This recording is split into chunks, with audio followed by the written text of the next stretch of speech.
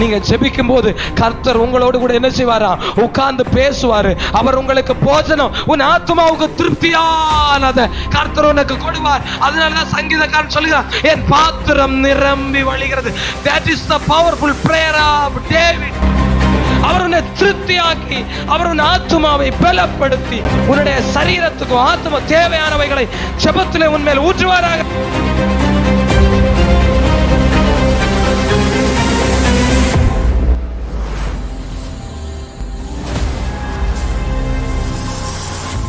எப்பவுமே தேவனோடு நீங்கள் ஜெபிக்கும் போது லிங்க் ஆயிடணும். என்ன ஆயிடணும்? ஆமா. எத்தனை பேர் கனெக்ட் ஆகுறத உணர்றீங்க? இல்ல நானே ஏதோ சொல்லிக்கிட்டே இருக்கேன், எங்கேயோ போகுது வார்த்தை, ஒன்றும் கனெக்ட் அப்படின்னா இந்த ஜெபம் பவர்ஃபுல் கிடையாது. நான் ஜெபிக்க உட்கார்ந்தேன்னா லிங்க் ஆயிடும் உடனே. அந்த அந்த அந்த அந்த கனெக்ஷன் கிடைக்கலன்னா நான் உடனே முழங்கால் போடுவேன். செகண்ட் முழங்கால் போட்டுட்டு, ஆண்டவரே எனக்கு கனெக்ஷன் இன்னும் என்னால ஏதோ எனக்கும் உங்களுக்கும் இடையில ஏதோ இருக்கிறது மாதிரியே என் வார்த்தைகள் உம்மிடத்துல சேரலன்னு எனக்கு தெரியுது ஆண்டவரே அப்படின்றது ஃபீல் ஆனோன்னா அப்படின்னா ஏதோ குறை இருக்குன்னு அர்த்தம். என்னது? இப்போ இதுக்கு முன்னாடி ஏதோ நம்ம யாரையோ திட்டோம், நம்ம ஏதோ ஆண்டவருக்கு பிரியா எல்லாம் செஞ்சுட்டோம், ஏசப்பா பிரியா எல்லாம் பேசி இருக்கிறோம்.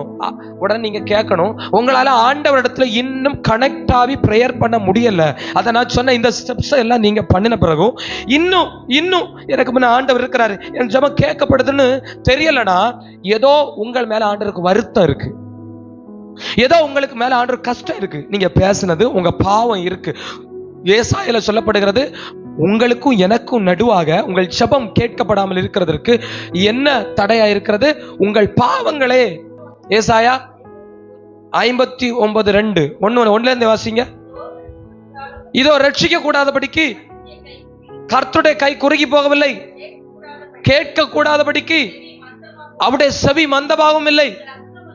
உங்கள் அக்கிரமங்களே உங்களுக்கும் தேவனுக்கும் நடுவாக. இங்க பாத்தீங்களா? நல்லா கவனிங்க. கேட்க கூடாதபடிக்கு அவருடைய காது மந்தமாகலையா, பட் உங்களுடைய அக்கிரமங்கள் பிரிவு என்ன உண்டாக்கி இருக்கு? யுவர் பிரேயர்ஸ் கேட்க முடியாதபடிக்கு ஒரு பிரிவு உண்டாக்கி இருக்கிறது. இப்போ என்ன பண்ணலாம்? ஒன்னு சிம்பிள்.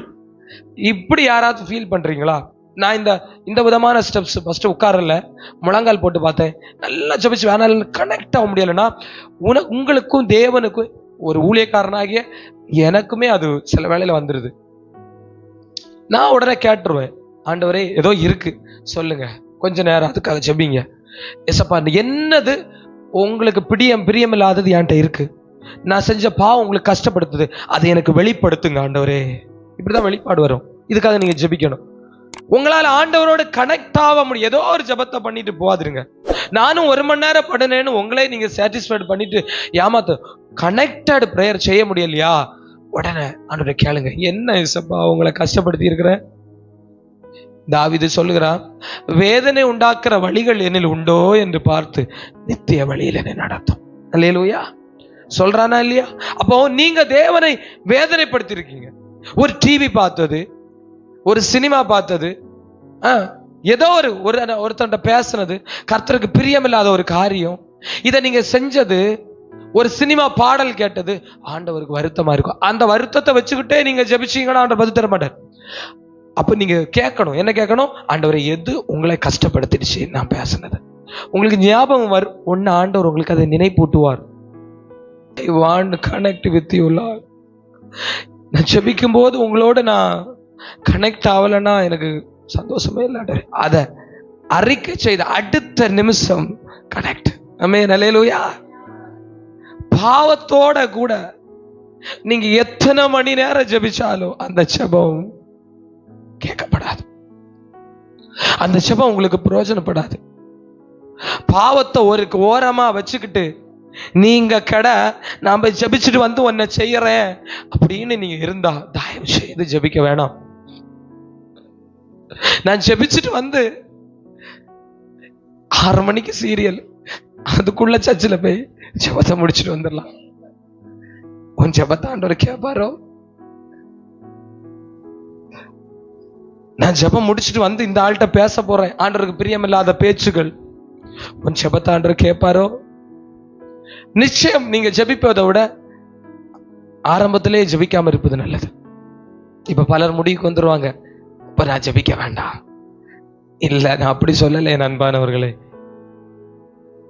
அப்போ பாஸ்டர் லாட் ஆஃப் டெம்டேஷன் வாலிபர் சொல்ல எனக்குள்ள இருக்குது, நாங்க என்ன பண்றது? நீங்க என்ன பண்ணுங்கன்னா அதுக்காக ஜெபிங்க. ஆண்டவரே, இது என்னால மாற்ற முடியல, என்னை விட்டு இதை மாற்றும் ஆண்டவரே.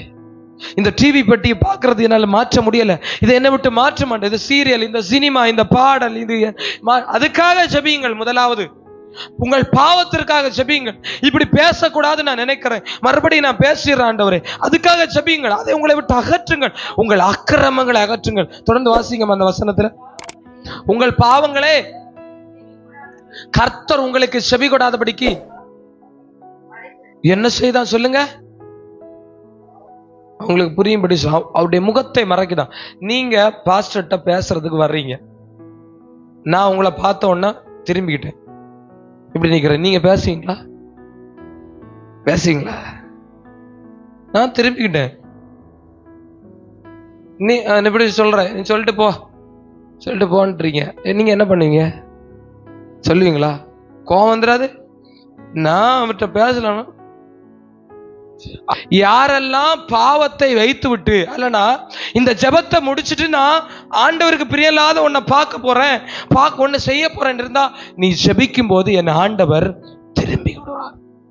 முகத்தை என்ன செய்த? முகத்தை மறைக்கிறதுனா என்னது? திருப்பிக் கொள்வது. அவருக்கு உங்க ஜெபம் பிடிக்கல, அவர் உங்க ஜெபத்தை விரும்பல. ஆனா பாஸ்டர் பிடிச்ச ஒரு ஆள் வந்தா, நான் நின்றுட்டு இருந்தா, என்ன நல்லா பிடிச்ச ஆள் வந்தா என்ன பண்ணுவேன்? உட்காருங்க, சேர் போடுங்க, உட்காருங்க, அந்த டீயை கொண்டு வா அப்படின்னு என்ன அர்த்தம்? we are going to talk long time. நாங்க 2 பேரும் நிறைய நேரம். ஆண்டவர் நீங்க ஜெபிக்க வந்த உடனே சேர் போட்டு உட்காரணுமா, திரும்பி ஓடணும்? நீங்களே முடிவு பண்ணுங்க. அல்லேலூயா. உங்கள் ஜெபங்கள், உங்களுடைய பாவங்கள் அவருக்கு அப்ப என்ன பண்றது? பாஸ்டர் தான் சில வேளை தவறார்.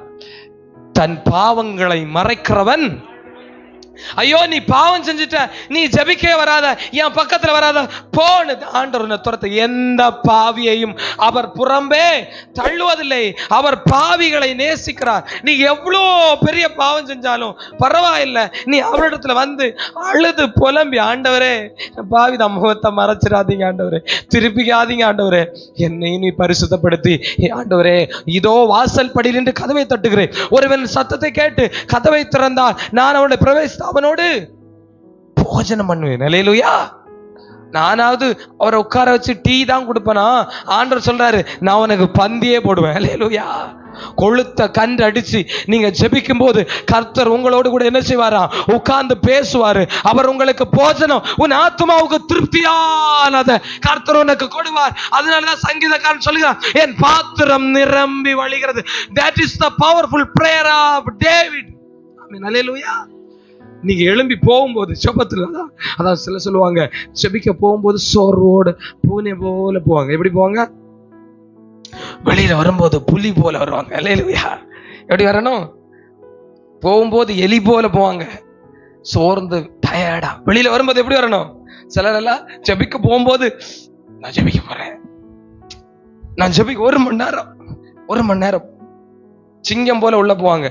வரும்போது ஒண்ணும் முடியல, எலி போல பூனை போல. நான் சொல்லுகிறேன், நீங்கள் ஜெபத்திற்குள்ளே போகும்போது எப்படி, வெளியில வரும்போது அவரோடு கூட போஜனம் பண்ணினவனாய் வெளியே வா. ஆமென். அல்லேலூயா.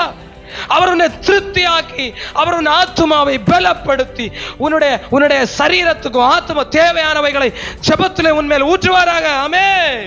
அல்லேலூயா. நம்ம ஜெபிக்கும் போது முதலாவது நம்மளை சுத்திகரிச்சுட்டு ஜெபிப்போம்னா தேவன் உங்களோடு உட்கார்ந்து போஜனம் பண்ணுவார். ஆமென். அல்லேலூயா. போஜனம் மீன்ஸ் உங்களுக்கு தேவையான எல்லாவற்றையும் ஜெபத்துல கர்த்தர் உங்களுக்கு தருவார். ஆமென்.